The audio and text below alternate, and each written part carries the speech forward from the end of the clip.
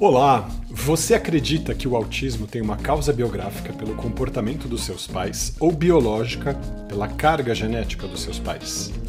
Meu nome é Alexandre Valverde, é um prazer estar aqui com você de novo e eu passo a bola para você, Dani. Você culpa sua mãe por tudo? Isso é absurdo. Dani, tudo bom com vocês? Fala aí, Di. E aí, pessoal, você acha que o diagnóstico de autismo melhorou ou piorou sua relação com a sua mãe? Aqui é o Id e é um prazer estar com vocês de novo nesse episódio. A sua mãe era super protetora ou será que era só a minha? Felipe Wasserman, que eu acho que eu nunca falei meu sobrenome desse jeito, mas aí começa sobre mãe, né? Vou botar. Só que seu sobrenome é do seu pai. É verdade. Bom, as relações aqui são complexas entre a gente e os nossos progenitores e hoje a gente vai falar sobre nossas queridas mães, posto aí que logo mais vai ser o Dia das Mães, a gente trouxe essa temática para pensar isso.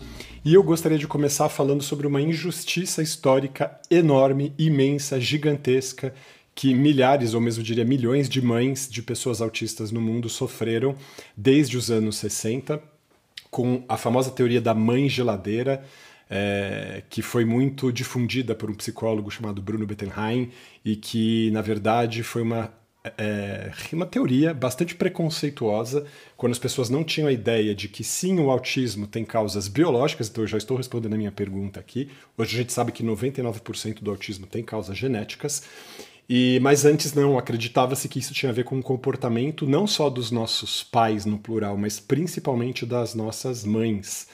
O que também já denota uma questão de um machismo estrutural bastante importante, como se sua mãe tivesse papel fundamental na constituição da psique da criança, né, do pequeno bebê ali na pequena infância.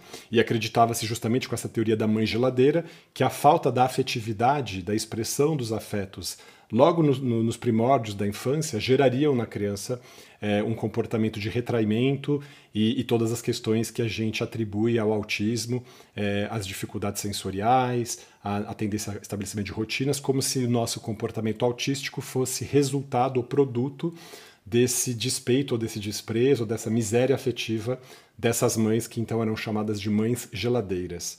Só que a gente tem que se perguntar hoje, à luz dos conhecimentos que a gente tem, se justamente, e certamente, provavelmente essa é a resposta, essas mães com dificuldade justamente de expressão afetiva, de tocar e ser tocada, de olhar nos olhos das crianças e também das crianças olharem nos olhos delas, se elas não eram mães autistas. E que por não terem sido diagnosticadas não foram cuidadas como tal e foram punidas porque pelo comportamento autístico delas, deram a entender que elas eram responsáveis ou, na verdade, culpadas pelo adoecimento da sua prole. Sendo que hoje a gente nem entende mais o autismo como doença, mas como condição que a gente sim compartilha com os nossos progenitores e com os nossos parentes, os nossos primos, avós, irmãos e tudo mais, como a gente já falou no nosso episódio aqui sobre fenótipo ampliado. Mas passo a bola pra frente. Fala aí, Di. Cara, é interessante isso porque comigo é o contrário. Eu sinto que eu sou o filho geladeira. Com a minha mãe, com a relação com a minha mãe, era o oposto, até hoje né? Ela sempre quer muito carinho e eu nunca consegui dar. E isso é uma coisa que frustra muito ela, que é difícil na nossa relação de se entender. E eu queria saber se vocês passam por isso, de ser o caminho contrário, né, do estereótipo, que é o quê? Os pais desejam muito o seu carinho, mas você não consegue dar porque você está muito distante, também porque você não é muito carinhoso. Na minha relação com a minha mãe e com os meus pais, não, mas tem uma coisa interessante, é que nós sempre tivemos uma excelente relação, eu tenho uma super boa relação com a minha mãe e com meu pai, mas a minha mãe é uma pessoa mais dura, né, vamos colocar assim, mas eu também nunca fui essa pessoa super carinhosa, mas nós nos tornamos mais afetuosas com o passar do tempo, né? Por exemplo, de adulto, que eu estou me lembrando agora que toda vez que eu falo com a minha mãe, ela fala eu te amo, eu também falo eu te amo, por exemplo, mas era uma coisa que a gente, ou pelo menos eu não lembro, tá? Quando eu era criança, de ter enfim, esse reforço, vamos dizer assim, esse hábito, de cultivar esse hábito. E é muito louco, porque nós nunca fomos também muito de abraçar, né, de tocar assim, hoje nós somos mais. Talvez porque minha mãe também não mora mais em São Paulo aqui, e a gente demora mais para se encontrar e tem um pouco mais desse afeto. Mas nós não somos uma família que fica pegando, né? Porque tem gente que é muito do abraço, muito do beijo, muito do... Nós não somos. E aí é a família toda. Então, sei lá, nunca achei estranho.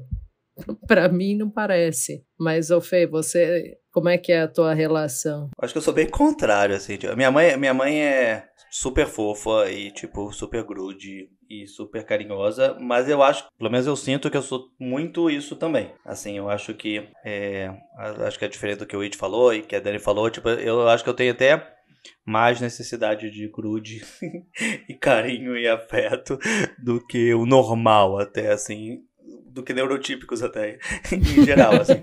Eu até brinco, tipo, a minha esposa não gosta de dormir abraçada. E, tipo assim, quem gosta sou eu. Aí quando a minha filha de 5 anos dorme na minha cama, aí, tipo, é a minha versão de dormir abraçada com a minha filha. E aí essa parte do eu te amo é muito engraçada, porque, tipo assim, eu tenho um desejo / necessidade de falar eu te amo para minhas filhas, sabe? E, tipo assim, é uma coisa meio constante. E a minha filha já falou pra mim, Felipe, papai, você fala o tempo todo que me ama, sabe? Tipo assim, e tipo... Tipo, cansei. Tipo, meio que cansei, mas é meio, tipo, pra mim... E não é que, às vezes eu fico assim, será que é, tipo, compensação e tudo? Mas não, tipo, acho que a minha mãe fazia, e ainda faz igual comigo. Então, tem uma relação. E aí, da pergunta do Ale, assim, eu tenho certeza que, tipo, minha neurodivergência não veio da minha mãe, com certeza. Ela não é, com certeza, veio mais. Mas a família da minha mãe, sim. Então, tipo assim, tem uma coisa de genética, tipo, as minhas tias, eu vejo muito mais essa parte, coisas parecidas comigo. Até, e tipo assim, do lado do meu pai, e o meu pai mais do que meu tio e minha tia. Então, tipo, é engraçado que é um mix, tipo, não acho que veio direto do pai e da mãe, eu acho que, tipo, tem Fez um curva. vínculo diferente. Tem uma coisa diferente na família. É importante a gente pensar também e lembrar que quando a gente fala que é uma condição genética aqui, não é uma condição linear que se transmite assim, Não, é exatamente para reforçar isso. É um complexo de genes que tem de estar presentes em várias composições, e cada uma dessas composições pode levar ao autismo. Então não é uma coisa simples assim, sei lá, como cor dos olhos, cor do cabelo, que a gente aprende na escola, assim, é bem mais complexo do que isso. Então a gente sim pode observar parentes nossos, tipo primo, sobrinho, avô, tio-avô, e não necessariamente os nossos parentes diretos. Então isso pode se manifestar ou não. O cabelo e os olhos eu puxei da minha mãe 100%, essa parte foi fácil de analisar. Sim. Em casa também, para responder a sua questão, Id, é curioso isso, porque passa por momentos, assim. Tem fases que eu tô mais receptivo a toque e fases menos. Geralmente eu preciso tocar, eu não gosto muito que me toquem quando eu não tô preparado. E geralmente eu atribuo o toque muito a uma afetividade mais da relação íntimo-sexual, assim. Ou da minha relação com pessoas que eu gosto muito, amigos muito próximos, que eu fico mais tátil, mas se não, eu não gosto, e nem de parente, assim. Então, mesmo quando a minha mãe me encosta, eu gosto de abraçar, mas é rápido, eu não gosto de ficar muito tempo, assim, me dá um pouco de aflição. E vice-versa. A minha avó era assim, a mãe da minha mãe era muito fofa, assim, só eu podia tocar nela, eu era o único neto que ela deixava eu mexer nos cachinhos do cabelo dela, e eu tinha um jeito de tocar nela que não incomodava, porque ela tinha muita hipersensibilidade sensorial, e eu lembro com muito carinho disso, porque ela não sabia que ela era autista, nem se expressava dessa maneira, mas ela falava, eu não gosto muito que mexa, ela ficava um pouquinho encabulada, assim, e eu ficava tentando tocar nela, tentando ganhar um pouquinho de espaço, assim. Então, eu tenho uma afetividade dirigida para algumas pessoas que é tátil, mas para outras não. É um dilema autístico, eu acho, que é justamente a ideia de que da pessoa te tocar, uma vez que você tem o diagnóstico, você vai pensar assim, pô, mas beleza, então agora eu sei que talvez eu não goste de certos toques, justamente porque isso é o comum, de pessoas que são comuns a mim, e tá tudo bem, eu justamente senti isso que você falou, do toque ter uma coisa mais sexual, e não sei o quê. Mas ao mesmo tempo, vem uma culpa, né, de não suprir aquilo pra pessoa. E aí sempre fica naquele dilema, assim. Faço ou não faço, deixo ou não deixo encostar, manifesto ou não manifesto. Mas é um aí dilema, entendeu? Sim. Agora, a expressão mesmo, de dizer assim, eu te amo e tudo mais, é curioso, porque eu experimento isso muitas vezes em silêncio, em relação à minha mãe, a meus irmãos e tal, mas, por exemplo, em relação aos meus sobrinhos, eu sou que nem a mãe do Fê, assim, eles até falam pra mim assim, Tonton, por que você fala tanto que você ama a gente? Assim, a gente já sabe. Eu não paro de falar. Cada vez que eu sinto brotar aquele amor, eu anuncio, vou anunciando, anunciando. Com os adultos é mais desértico, assim, né? Nasce uma flor de repente, eu guardo pra mim, não necessariamente eu exponho.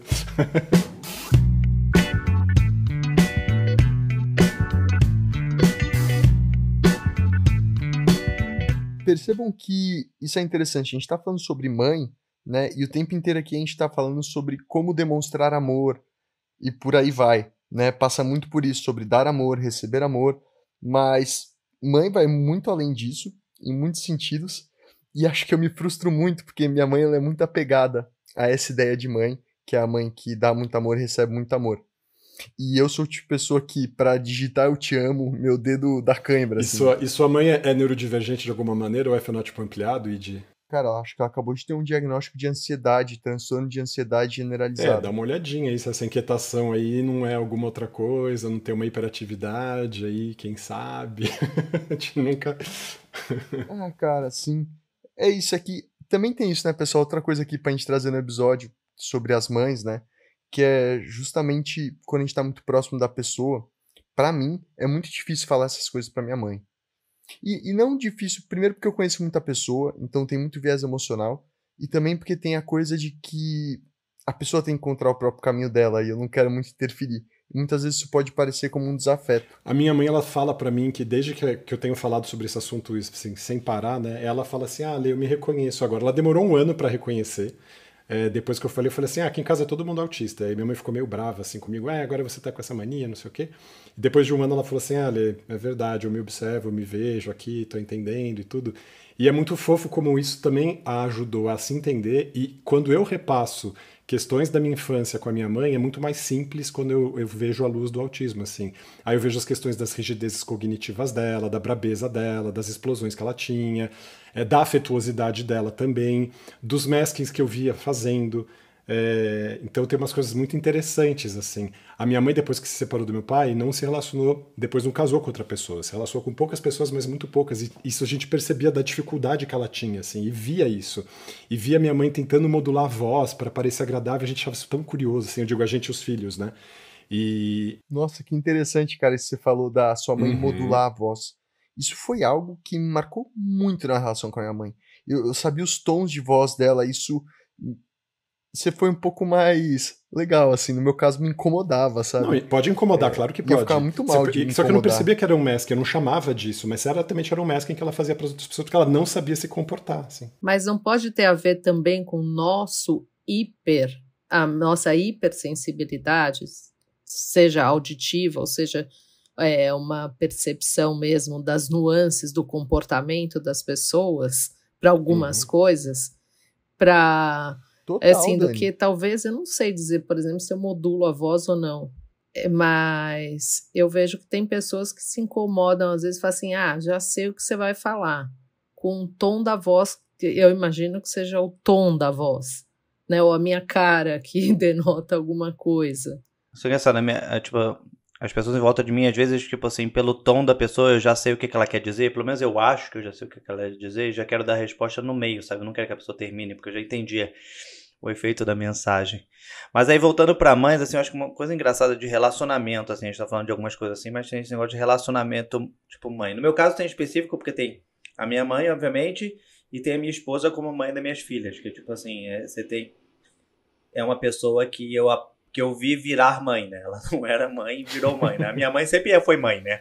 Ela nunca deixou de... Mas ela nunca teve outra hipótese. Já tava nesse status existencial. Ela já tava... Eu só conheço ela nesse status. E aí, na verdade, a minha mãe, ela subiu de nível, que é virar avó. Que aí também é outro status também, né? Porque é engraçado, até nas nossas próprias...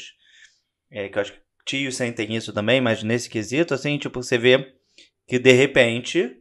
Eu não sou mais o número 1 da minha mãe, é minhas filhas. Eu perdi. E tá muito claro isso pra mim. Eu acho super fofo. Eu nem vejo como um problema, necessariamente. Mas eu acho muito engraçado que a minha mãe me liga. e fala, ai, Felipe, tudo bem, tudo mais. Aí eu falo, a Olivia não tá aqui, tô sozinho em casa. Ela, então tá bom, depois a gente se fala. Aí eu falei, tá bom. Nossa, era só pra você passar o telefone para suas filhas, né? Era claramente que ela, tipo assim, e elas ficam. E eu vejo o relacionamento que eu tive com a minha mãe muito parecido com as minhas filhas têm com a minha mãe. E aí, tipo, eu acho lindo, eu acho muito legal de ver. E eu acho que eu tenho um relacionamento com a minha mãe, assim, até intenso nesse quesito de importância. A gente até brinca aqui em casa que, tipo assim, a pessoa que estava mais feliz no meu casamento era minha mãe, que ela, enfim, ia casar o filho com alguém, tipo, que ela ama minha esposa, então, tipo assim, isso ajuda nesse quesito, mas a minha esposa fala que no casamento ela trabalhou pro casamento entre eu e minha mãe, sabe? Tipo assim, era aquele momento, tipo, da minha mãe tá liberando o filho dela pra outra pessoa, tipo, de modo fofo, ela tava muito feliz, assim, sabe? Então, tipo, é diferente, assim, nessas quesitos. Pergunta rápida, mas eu quero muito saber a resposta de vocês três. E eu vou começar falando a minha. Vocês se acham parecidos com as mães de vocês? Porque eu acho que essa pergunta, quando a gente pensa dentro do diagnóstico do autismo, né? Tem toda essa coisa de você se fechar no seu mundo e ser muito distante. E pra mim isso é muito complicado, porque eu não me acho nada parecido com a minha mãe, em muitos sentidos, e isso complica muito a comunicação com ela. Como vocês sentem com isso, com a mãe de vocês? Eu sinto coisas parecidas, embora nesse quesito eu me sinta muito mais parecida com meu pai.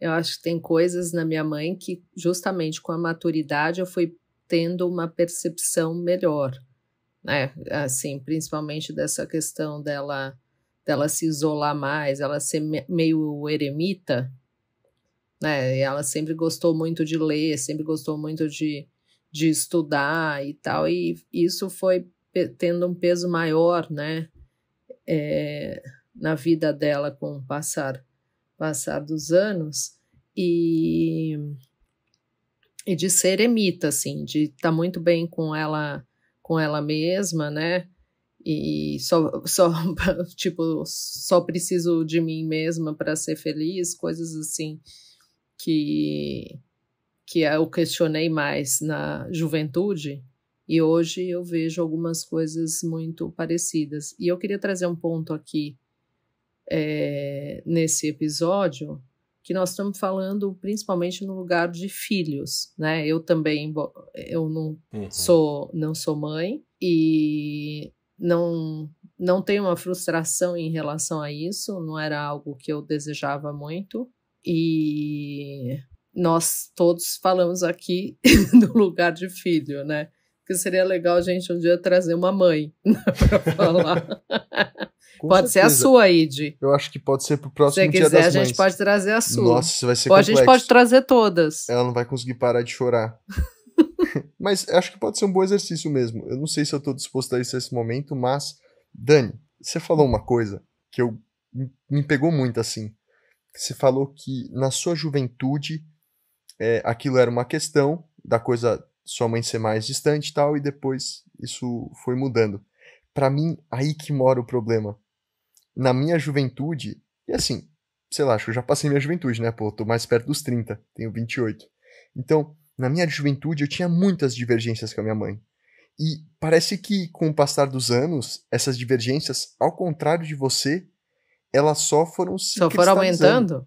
Cada vez mais. Com certeza, sem sombra de dúvidas, porque o meu caminho era, como eu não me via pertencendo a lugar nenhum, eu o tempo inteiro me afastando dos lugares que eu tava, né? E isso só foi ficando cada vez maior. Pô, pessoal, eu tô indo morar na Tailândia. Com a minha mãe tem um negócio muito de ninho, assim, ela queria todos os filhos perto do ninho e tudo mais, fazia tudo super protetora pra ficar todos os filhos muito perto do ninho. Aí o que aconteceu, tipo assim, quando eu estava adolescente, eu achava a minha vida muito fácil perto de casa, assim, eu queria estar naquela fase assim, e foi esse o motivo que eu me mudei para São Paulo. Eu procurei trabalho em São Paulo e queria, e aí minha mãe fala, eu fiz tudo para vocês ficarem perto de mim sempre. Ela fala que ela se sente mal até hoje por causa disso. E os filhos tomaram a decisão de tipo, cara, não, a gente quer criar nossa própria vida e fazer algo diferente, e foi para longe da casa. Sabe? Porque eu acho que, tipo assim, eu teria muita dificuldade de morar sozinho no Rio. E aí eu acho que a opção de morar... E por isso que eu acho que eu fui pra intercâmbio e tudo mais, porque eu queria, tipo, desafios e coisas diferentes na minha vida, e eu tinha uma vida muito confortável em casa com essa proteção, e aí eu tentei outros caminhos. Então é muito engraçado quando a pessoa faz uma estratégia para uma coisa e essa mesma estratégia gera uma consequência contrária do plano, né? Tipo um tiro no pé.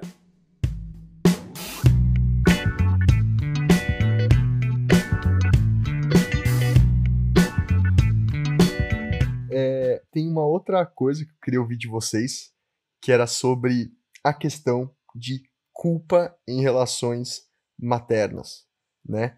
Então, por exemplo, eu tô falando aqui e eu sei que se minha mãe ouvir isso, ela vai se sentir muito culpada e vai se sentir muito mal.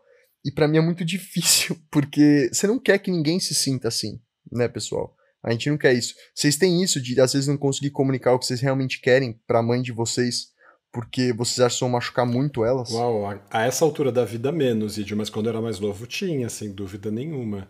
E é curioso, assim. Eu tô pensando ainda porque eu não respondi a sua outra questão sobre em que maneira em que eu me identifico com a minha mãe e tal, e eu tava pensando aqui em algumas características, tipo a diligência e a disciplina dela. Minha mãe é muito diligente, muito disciplinada.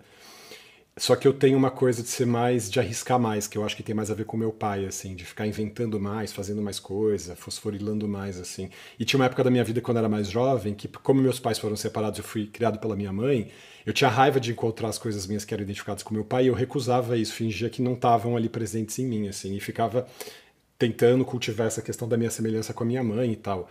E até mais semelhança física, ainda bem que a minha mãe é lindíssima, assim, eu não sou tão bonito quanto ela, mas eu sei que eu ganhei uns predicados, assim, por conta dela.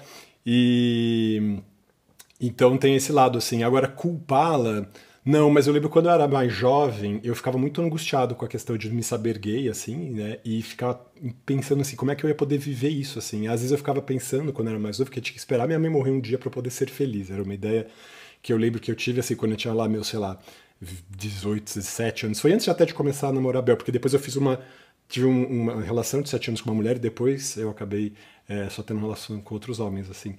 E eu lembro nessa época que tinha essa questão e eu ficava me sentindo mal com isso, porque a minha mãe era muito dura nesse sentido. Depois, obviamente, as coisas mudaram, sem dúvida nenhuma. Mas ela dava claramente sinais de quando era criança da insatisfação dela com o meu comportamento. Ela conversava com meu pai sobre isso, eles falavam, o que a gente vai fazer? Ela falava, não tem o que fazer. O Ale, ele é assim. Só que também eles não falaram nada comigo em relação a isso, né? Eles deixaram meio que eu manifestar isso a algum momento da minha vida, e esse momento chegou, assim. E aí foi ótimo também que eu percebi que ela não precisava não estar aqui para eu ser feliz e tal, e viver minhas coisas. Então é curioso, mas depois não tinha mais, eu não ficava me desgastando muito com essa questão, sabia? E de ficar culpando meus pais, assim. É curioso. Não de culpar seus pais, mas de se culpar por não cumprir as expectativas da sua mãe, seja quais sejam as demandas dela. Porque culpa materna eu tinha entendido como outra coisa nesse também. Sentido, assim, minha mãe espera uma coisa de mim que eu não sou. Isso. Eu acho que eu fiz tantas coisas. Que minha mãe, ela também, ela tem um nível de exigência altíssimo, né? Então, por mais que eu faça um monte de coisa, eu posso continuar fazendo que ela vai falar assim. Então, acho que eu nunca vou cumprir a execução do meu ser completo, segundo os critérios da minha mãe. Mas esse termo culpa materna, Id, é bem forte, porque é muito essa questão de, tipo, a mãe não tá fazendo o suficiente, e é muito nesse quesito, assim, é um termo muito utilizado nesse quesito de maternidade para isso. Pra isso, né? Não, assim, dizer o mas contrário. o que você falou ao contrário é exatamente o que eu tenho, e no meu é bem específico, ele aflorou quando eu virei pai. E quando você vira pai, você descobre as dores, medos, preocupações que seus pais tinham contigo. Porque quando você é filho, você acha meio que seus pais têm que literalmente trabalhar para você quase quando você é criança, sabe? Eu vou ganhar comida, eu vou ganhar escola, tipo assim... Você acha que é tudo meio direito seu por ser filho, sabe? Tipo assim, aí quando você vira pai, você descobre quão caro é todas essas coisas, quão difícil é oferecer essas coisas, você passa a ver seus pais de modo diferente. Tipo assim, cara, olha o esforço que eles fizeram, tipo, pra isso, sabe? Eles, tipo assim, de repente, é o que acontece com as minhas filhas, tipo assim, de repente... todo o meu esforço, tudo vai em prol de outra pessoa, sabe? Tipo assim, e ela ainda não percebe o quanto que é esforço também, sabe? É amor, é feito por amor, mas é esforço. E aí quando você vira pai, você fala, caraca, tipo assim, eu liguei pro meu pai e pra minha mãe e falei, cara, tipo, agora, queria muito agradecer, que agora eu realmente, tipo, sentido na pele, tipo, eu percebi, tipo, cara, quanto escola é caro que vocês pagaram... tipo, até a faculdade disso. Tipo assim, são coisas, tipo assim, viagens. Eu me lembro que meus pais queriam sair à noite, eu grudava na perna deles, eles saíam mesmo assim. Mas eu acho que tinha até uma culpa de deixar o filho em casa, sabe? Mas, tipo assim, todas essas culpas. E é engraçado que só você passa a valorizar mais eles quando você começa a se ver no lugar deles, assim. Sim, e nem precisa ser mãe. Eu acho que, por exemplo, nessa questão do cuidar da casa, né, que foi papel da mulher, e aí você coloca, se você se criou com a sua mãe, você se coloca nesse lugar e você vê se fazendo tudo, mesmo que não seja para as crianças e tal, você fala assim, gente, cara, minha mãe, hoje mesmo eu falei assim, nossa, como é que minha mãe, ela aguentava ficar cozinhando, e ela falava pra gente colocar a mesa, e a gente não colocava. Eu acho eu falei assim, gente, não é possível, tipo, quem não, minha filha cozinha, não consegue carregar a mochila, é muito pesada. Eu falo, cara, sério, é tua mochila, cara. Ela me vê e já fala, tá, chegou meu carregador de mochila ou qualquer coisa, sabe, automático. Vocês falando, me veio uma reflexão muito forte sobre essa coisa da culpa na relação de mãe e filho, e acho que, pra mim, o que pega é justamente saber isso que vocês estão falando. Saber que quando você é pai e mãe, você tem uma obrigação. E que a gente deve algo por isso. E pra mim é sufocante pensar a ideia de alguém cuidando de mim porque tem mas que. é isso, Ide? Ou... Me dando uma educação boa porque tem que. Então, mas não é um sentimento de eu não quero ser responsabilidade, não quero ter responsabilidade. Né? É meio que na maneira que os pais colocam. Porque uma das coisas que eu penso sobre maternidade e sobre outras coisas também, falo assim, putz, eu não quero ninguém dependendo de mim, né? E essa ideia, quando você se coloca num lugar de uma pessoa que deve para seus pais, você se coloca com essa responsabilidade. Faz sentido, assim, para você se sente isso, assim, tipo, não quero dever nada, não é nem que ele não quer cobrar, é você que não quer dever, né? Assim, Sim, tipo, não quero, não me venha... Não me venha com obrigações. Sim. E também porque sempre a ideia de relação materna, pra mim, foi sempre completamente oposta à ideia do que eu entendo como relação saudável. Eu sempre entendi relação saudável como gostar de pessoas, e se envolvendo, e se conquistando, e tendo os espaços, por aí vai. Seja quem for essa pessoa. E pra mim a relação materna sempre teve no lugar de você dever algo, né? Você deve um amor à sua mãe, você deve um carinho, você deve uma resposta. Pesado, assim, né? Minha mãe sempre lembra, você saiu da minha barriga. Você deve a sua existência. Coisa assim. Tipo, não se esqueça que você saiu daqui, né? E é muito complicado lidar com isso. Mas você falou um negócio engraçado, assim, eu já tinha um relacionamento no passado que, tipo assim, tinha os jantares de fim de semana todo e era uma obrigação ir, sabe? E, tipo, era bem claro pra minha ex que, tipo, não era uma coisa que ela queria, mas ela, tipo, tinha que fazer. Então, pra ela, e ela falava muito claro, falava assim, cara, família é obrigação. E pra mim, sempre foi família, tipo, foi carinho e vontade. Tipo assim, eu nunca tive obrigação, eu sempre gostei de família fazer. É prazer. Era prazer. Então, tipo assim, por exemplo, eu vou pro Rio, eu ligo pra todos, minha família, tio, tudo mais, pra todo mundo lá em casa, porque pra mim é prazer. Mas eu entendo que, tipo assim, talvez eu seja a exceção. Nossa, é verdade. Aquelas histórias de Natal. Hã? Que sorte que você tem. É, demais, cara. Sim. E eu tenho um bom relacionamento com meus sogros também. Tipo assim, eu adoro, adoro eles. Então, assim, mas eu acho que isso é culpa da minha mãe.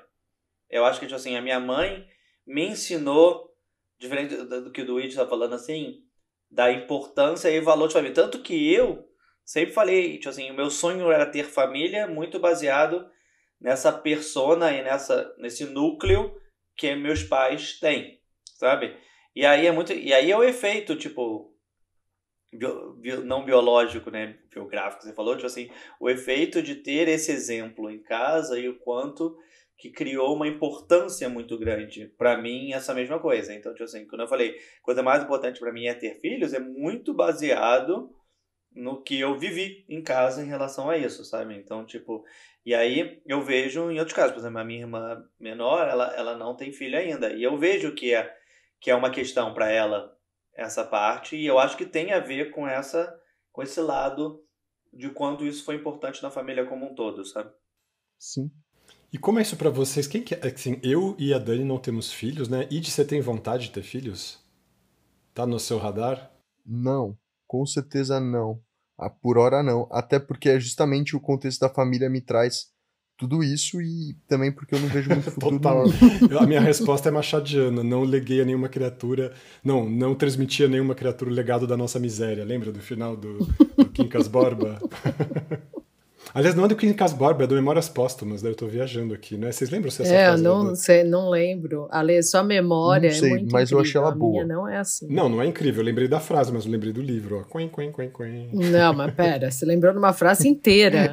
Isso é muito autístico, né, cara? Tipo, sempre ser. Dá uma bugadinha, Não ser você fica completamente com uma perfeito, falha eu amo ali, isso. né, na Matrix. É. Mas, pessoal, chamando pro fim aqui, eu acho que talvez eu venha chamar um fim um pouco mais pesado. Ah, Mas, meu enfim, Deus. sobre a questão do diagnóstico de autismo, se melhorou ou piorou a relação com a sua mãe. Eu não sei responder isso ainda, mas o que eu com certeza consigo responder é que eu não culpo minha mãe por nada, assim, em relação ao meu diagnóstico. De verdade, sério, minha mãe me teve jovem, sem querer ter, com um cara extremamente machista, que era meu pai, tipo, um babaca mesmo, uma família extremamente religiosa. E cresceu também numa família muito conservadora, e eu entendo tudo isso. E talvez justamente por eu entender tudo isso, é que eu acho tão difícil das coisas melhorarem. Porque, sério, pra mim é muito difícil eu pedir pra alguém que eu amo tanto, como minha mãe, falar assim, eu preciso que você desconstrua a sua personalidade inteira pra me entender. É muito complicado falar isso pra alguém. Ainda mais quando você sabe o quão você é apegado à sua personalidade. E é esse dilema que eu vivo com a minha mãe. Complicado. Mas enfim, estamos aqui pra falar, né? Então não sei se minha relação com a minha mãe melhorou ou piorou com o diagnóstico. A minha eu acho que, assim, não mudou, mas eu me senti muito grata por todas as coisas que minha mãe fez por mim, mesmo sem saber do diagnóstico. Né? Enfim, todo o incentivo a eu fazer ou estar em uma série de atividades, né, que desenvolveram as questões cognitivas, as questões motoras, né, que hoje a gente olha para uns prognósticos nesse sentido, entende? Pô, se eu não tivesse feito isso, balé, quando eu tinha de 3 a 12 anos, se eu não tivesse um violão, se eu não tivesse a natação, então isso instintivamente a minha mãe fez e eu sou muito grata por isso, né? E não acho que tem nenhuma questão na nossa relação que eu pudesse mudar por conta disso. Ela sempre me respeitou muito no sentido de, a Daniela é mais observadora. Eu era mais assim, né? Observadora, menos falante. E nunca foi uma questão. Então, acho que não. Acho que com meu pai foi diferente. Com meu pai, aí já a gente deixa pro Dia dos Pais. Dia dos Pais Tá mais pra frente. Sim. Fala assim. Eu queria que o Id falasse do Apoia-se, mas já que o Id ele fala depois no final. Vocês não perceberam, pessoal? Eu tenho uma dificuldade imensa com tudo que envolve alguém pagando Marketing as coisas pra você. Né? Porque pra Ele mim não isso quer é dever carregado de nada uma pra culpa, ninguém. cara. E isso passa muito pela minha relação materna. Não, mas se você quer deixar o Id feliz, apoia.se/fractais, qualquer valor. A gente faz isso por amor, a gente gosta, a gente adora receber as mensagens e tudo, por favor, comentem mais. Mas se vocês não tiverem com dinheiro, peçam para sua mãe, pro seu pai. E você pode encontrar o link para o Apoia-se na nossa página do Instagram. Na nossa página do Instagram. Então, tipo assim... Podcast Fractais. Ou Fractais Podcast, aí eu aqui e é isso. Confundindo de novo. A princípio, galera, pra quem tá ouvindo aí, isso é mais pra gente cobrir nossos custos básicos, né? Que é o custo de edição do podcast e o custo de propaganda, que é muito baixo, que a gente coloca impulsionando os anúncios. Então isso já seria muito bom. Fantástico, Você Ale. quer responder a sua questão? Eu nem respondi a questão. Acho assim, acho engraçado. Acho que a minha relação com a minha mãe não mudou em relação a isso. Entretanto, a minha mãe acha estranho indicar meu podcast para as amigas, porque ela tem um pouco mais de dificuldade de entender, né, tipo, isso como se fosse um diagnóstico específico do filho. Então, tipo assim, ela fala... Acho que tem aquela questão do filho herói, sabe? E aí ela fala que ela não se sente Total, tão Fê. confortável. Eu entendo muito que é isso. de Minha mãe, pra falar a compartilhar. palavra autista, ela deve engasgar umas 10 vezes. Isso eu Não, também considero. com certeza. Com certeza. Não fala, mas, enfim, acho que já em alguma linha pessoal, a gente se entende. Esse buraco é fundo. Né, nesse Total. sentido. E com a minha mãe, a minha relação sempre foi muito boa com ela.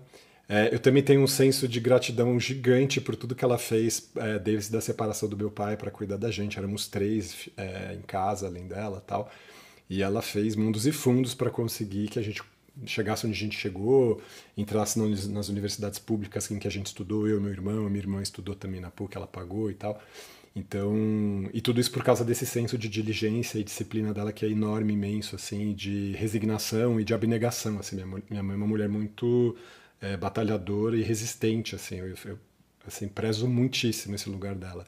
E acho que a minha relação melhorou porque a gente comunica mais fácil agora as coisas nesse sentido, assim, do que é, às vezes, uma coisa prosaica, nossa, uma necessidade de streaming, ficar quieto porque eu tô precisando de um isolamento sensorial, coisas simples assim. Então facilita essa comunicação do dia a dia. Não tem colher de chá em casa pelo fato de eu ser altas habilidades superdotado, assim. Minha mãe não fica assim, meu filhinho inteligente, nada a ver, assim, só toma as bordoadas. Ela é bem exigente comigo, assim, acho ótimo isso, na verdade. E não tem comiseração, assim, né? Tipo, não sei o que, não. E minha mãe é bem firme, eu gosto muito disso, assim. Ela tem uma retidão moral, um rigor, assim, que eu gosto muito. Então a minha relação com elas melhorou, assim. A gente vive juntos desde a pandemia, né? A gente veio morar na mesma casa a família inteira durante a pandemia e depois que a pandemia acabou, meu irmão e minha irmã voltaram para as casas deles e eu preferi continuar aqui. Então a gente tem morado juntos. Então é isso, assim. A gente não tem muita dificuldade, não. Então, e facilitou a comunicação, acho que é isso que é o mais interessante, inclusive a minha comunicação sobre ela, porque agora eu também reconheço o autismo dela e também fica mais fácil de eu ser mais condescendente com ela, perceber as questões dela e respeitar isso também, eu acho bem legal. A mesma coisa aconteceu com meu pai, mas a gente pode falar isso no Dia dos Pais. Dia dos Pais, hein? Aí. Nossa, pessoal, foi um prazer estar aqui com vocês hoje. E é isso. Não vou falar a palavra, infelizmente, mas comigo, quando o assunto é família, sempre vai ter polêmica. E de quem sabe os amo, podcasts mami. não vão te ajudar? Né? O podcast pode ajudar. Com certeza. É isso aí. Um grande abraço, pessoal. Até a próxima. Um Falou, beijo pra pessoal. vocês.